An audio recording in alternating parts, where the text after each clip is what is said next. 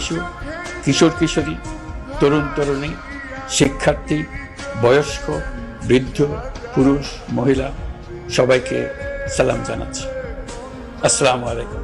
আপনাদের সবাইকে ছাত্র জনতার বিপ্লবে সিক্ত নতুন বাংলাদেশে স্বাগত জানাচ্ছি। গভীর শ্রদ্ধা জানাচ্ছি জুলাই আগস্ট মাসে ফ্যাসিবাদের বিরুদ্ধে ছাত্র জনতার অভ্যুত্থানে নিহত সকলের প্রতি। তাদের আত্মার মাগফিরাত কামনা করছি। তাদের আত্মত্যাগের বিনিময়ে নতুন বাংলাদেশ গড়ার শপথ নিয়ে আমি আপনাদের কাছে কিছু কথা বলতে চাই। শরণার্থীকালের ভয়াবহ বন্যায় যারা মৃত্যুবরণ করেছেন, যারা অসুস্থ হয়ে পড়েছেন বা যারা সর্বস্ব হারিয়েছেন, যারা দুঃসহ জীবনযাপন করছেন, তাদের স্মরণে রেখে আজকের কথাগুলো বলছি।